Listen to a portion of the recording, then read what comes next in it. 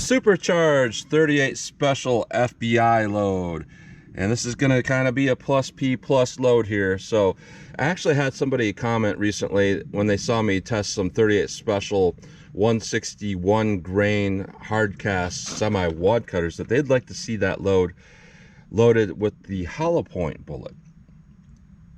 And I do have some hollow point bullets here that were sent over to the channel by one of my Patreon supporters, Hillbilly Scholar. So thank you for sending those over. He sent those over last summer, a whole bunch of bullets like that. And these are the Speer 158 grain lead semi wad cutter hollow points. Now Speer's data shows 5.46 grains of power pistol powder. I'm using that. And I did test it with 6 grains and it did quite well. But today we're using 6.5 grains, which I think might barely make it a plus P plus load. So it should be interesting to see how a supercharged FBI style load will do. I'm going to use my 4-inch barrel Smith & Wesson 686 and my 2-inch barrel Taurus 605 to do this test. So I'm going to go through the chronograph to see what kind of velocity and accuracy I get at the same time.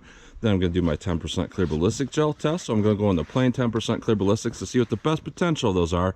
No fabric or anything like that in the way that can clog a hollow point. Then I'm going to move on to doing a real-world simulation where I'm going to have 4 layers of sweatshirt material in this first 3-inch piece, followed by a 1/4-inch medium-density fiberboard that represents hitting ribs or sternum, 16 more inches of clear ballistics, and another 1/4-inch MDF at the back to represent hitting back ribs. Clear ballistics is roughly a half representation of the density of flesh, so whatever you see in here will be half that in an actual living target. So let's say we get 18 inches in penetration, that'd be like 9 inches to an actual living target. So hopefully we can keep these bullets within that back rib simulation. If they go about 3 inches past it, it could indicate that it could pass through an average size individual.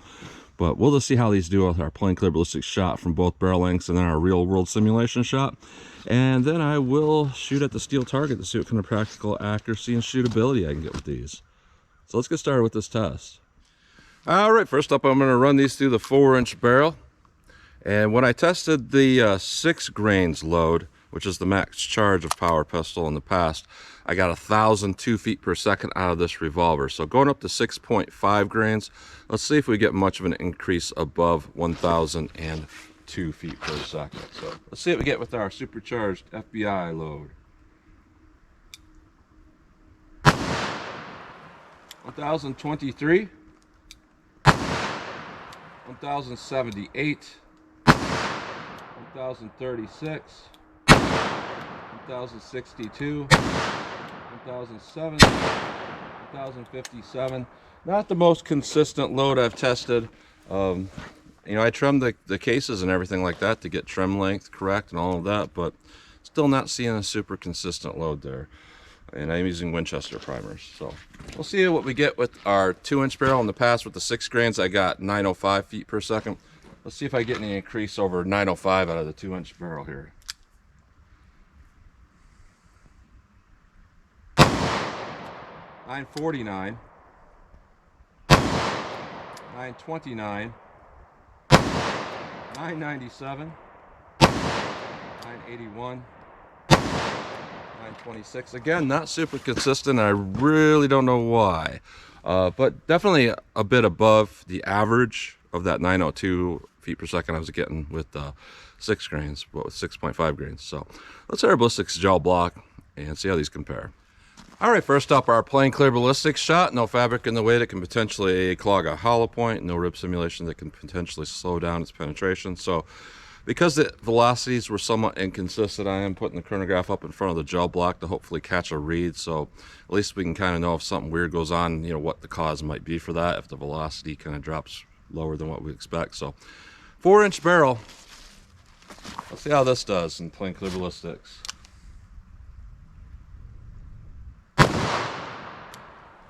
1,024 feet per second. Now let's hit that with our 2-inch barrel. 960. Let's go take a look.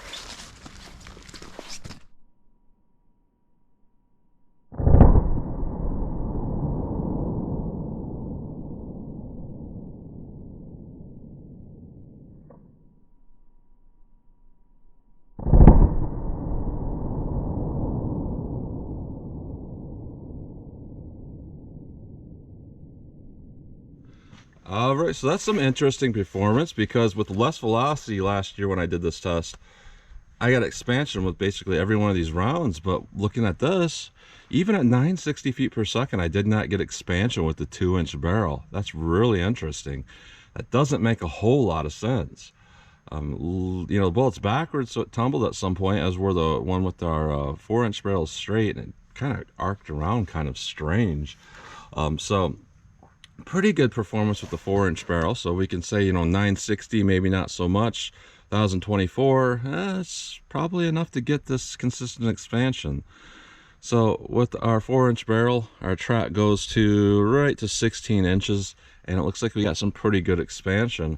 Our one from our snub goes to about 18 and a half when we don't have any expansion, but at least it didn't over penetrate without expanding.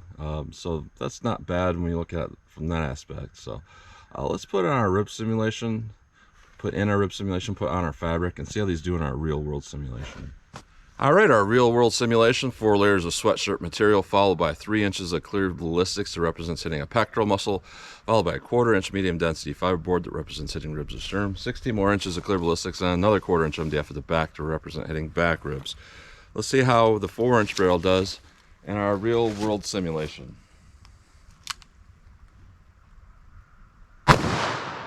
(1,038 feet per second).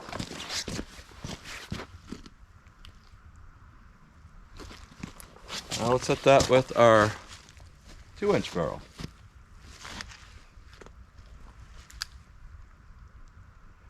(951 feet per second). Let's go take a look.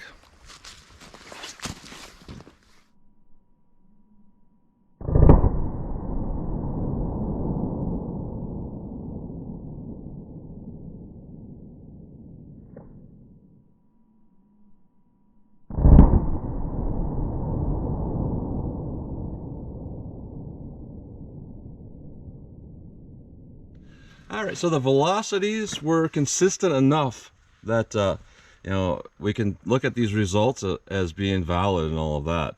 So what I'm seeing here is definitely no expansion again with the snub, but with the 4-inch barrel, it does look like we got some expansion here. So we'll pull up this rib simulation, take a look here.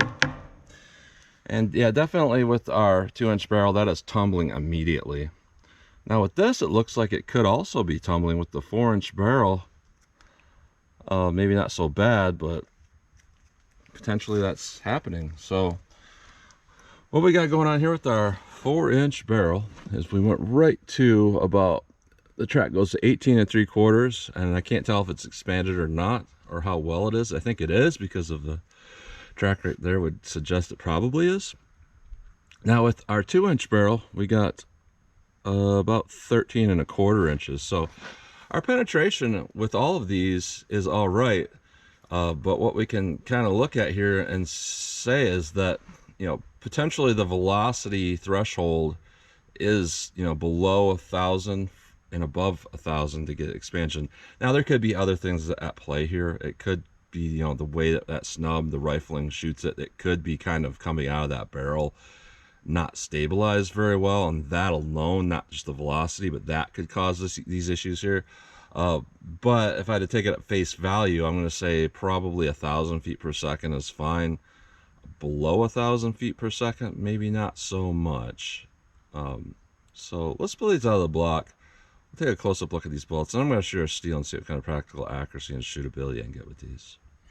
All right, so here's a close-up look at these bullets going through plain gel. I'm going to break some FUD's hearts here. I'm not no FUD. I'm Gen X. I'm a thinker. So here's what we got here with our plain gel shot with our 4-inch barrel. And that's some really good expansion. But when we look at the one going through the 2-inch barrel, just absolutely no expansion. That being said, you know, that is a very long bolt to be tumbling. And if you look at the length of it, it's longer than the expanded hollow point. So if it's yawing through a target, and it did get pretty good penetration, that's gonna arguably do as well as that expanded hollow point for actual damage there. Now going through our real world simulation, things change up quite a bit. These do all indicate stabilization issues, especially with the 2-inch barrel. When we look at the one going through the 4-inch barrel, the fact that it did that would indicate it was probably going through, and then that hitting that rib simulation in and of itself probably caused it to yaw, and that, you know, doesn't allow it to complete its expansion process. So I don't think that they were necessarily having stabilization issues, but when it hit the rib simulation, then it did. As for this is completely stabilization issues. We can tell because the bullet is kind of bent one direction. I always see that when we have stabilization issues. It means that once it hits that gel, that first 3-inch piece, it's already having problems. So it's going through kind of sideways here. So looking at this, you know, this tells us a lot. This tells us that, you know, in general, I don't think that the FBI style load is a good load through a snub nose barrel. I think it's a fine load through a 4-inch barrel, and we know that that works because in the 1986 Miami shootout, when nothing else was working to stop the threats, Ed Morales pulled out his Smith & Wesson 686 with a 4-inch barrel, and he was shooting some form of FBI load, and he stopped the threat where 9mm failed to stop the threat. These stopped the threat. So out of a 4-inch barrel, these are definitely good rounds. But when we look at 2-inch barrels, you know, not so good unless maybe you get the right bullet. With these bullets, not so good. But even so, stabilization issues seem to be kind of a problem here from the snub nose. So that's a close-up look at those bullets. All right, 14 yards from the target, our practical shootability drill. I'm going to test these through the 2-inch barrel and the 4-inch barrel. But also, I know one of the big questions is going to be, can you fire these through a 38 special revolver? So here's my Taurus 856 with a 3-inch barrel, and this is a 38 special only. So let's see how this does from 14 yards.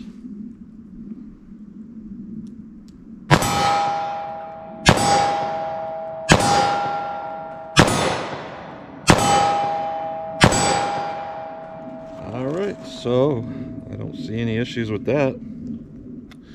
And one of the reasons I don't use this gun much, as you can see, it shoots to the left a little bit for me. It always has. So it just doesn't shoot all that well for me. 4-inch barrel. Let's see how this does.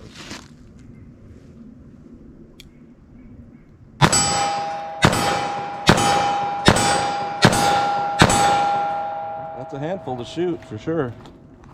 All right, our snub nose. Now this was shooting a little bit high at 5 yards. So I'm thinking this is probably going to shoot high at this distance. So I'm going to aim for a headshot single action and see if I miss it, and that will kind of confirm that.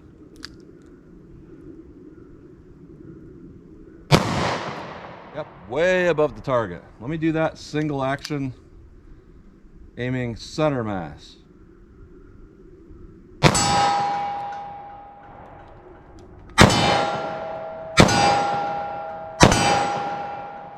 That steel is moving quite a bit for being a 38 special. That hits that really, really hard. Let me back it up for fun and see how these shoot from some more distance. All right, 40 yards from the target, just for fun. Let's see what I can get here from our 4-inch barrel.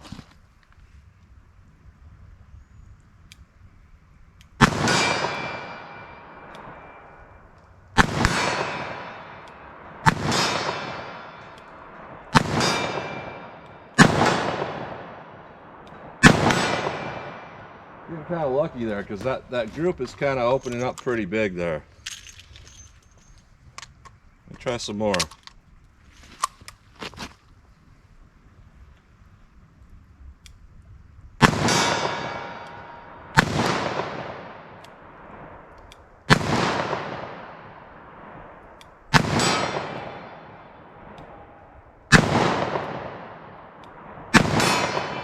A lot worse there, and part of that is I can't see the target. Once that smoke fills the air, it's kind of hard to see. Now these are shooting high, so basically what I'm going to have to do is aim at the base of the target, maybe even below the target. So I'm going to do it from our snub here. Yeah, I don't know where they're going. Yep, they're going above it. I aimed at the base of the target. Didn't see anything, aimed center mass, and it shot way over the target. So I'm gonna aim about 2 feet below the target. Still nothing. Yeah, so those don't shoot very good at distance for me. So not a big deal either, because they didn't perform that well for the internal ballistics either. So could just have something to do with the gun. I'm suspecting that. I'm suspecting that we're not getting stabilization. So if it's not hitting the gel block perfectly straight, well, we're gonna have some problems there where it's not gonna hit straight, so then the hollow point can't open up. And that could be a problem because, you know, it is a 158 grain bullet, and then you put a hollow point in there, it makes the bullet even longer. So looking at this, I don't think that the FBI type load, at least with these bullets, is a very good idea out of a snub. You know, it makes more sense in a lot of ways to carry 110 to 125, maybe 130 grain bullets and 38 special plus P, because when you go too long, we don't get the performance, and it's likely from the tumbling because there's enough velocity there. Those should have performed well. So that's another thing you got to take into consideration that I think most people don't take into consideration. Now, out of the 4-inch barrel, we had the stabilization to get there, to get the expansion and all of that. We had plenty of velocity. So I think that it is a good load for a 4-inch barrel, maybe even a 3-inch barrel. So interesting loads here. A lot of people, when they see these loads, they assume that these are overpressured to the point where these are 357 magnums inside of a 38 case, and they come to that conclusion based on the foot-pounds energy, because the foot-pounds energy is getting up there to being very close to a low-powered 357 magnum. But really what's going on is these are probably only at about 22,000 psi. At one point, 357 magnum was somewhere between like 40 and 43,000 psi. Currently it's at 35,000, but those guns were originally designed to handle over 40,000 psi. So you're looking at these 38 plus P plus loads, they're actually like at half the pressure. And one might be like, well, how is that possible? And it's because 357 Magnum is mainly defined by its pressure, not its velocity and output, all of that. Its pressure is what makes it what it is at a certain powder charge. With 38 Special, typically you don't get this much performance because, you know, if you get powders that aren't very good powders and the burn rates are off, they're not going to give you very much power. So if you use the right powder and then you couple that with a lot of that powder and also a lead bullet, you can achieve those higher power numbers, because lead in and of itself is slicker. It will give you more velocity out of a gun than what a jacketed bullet would do. I've actually done an experiment with this. I took 2 bullets, I believe they were 158 grain.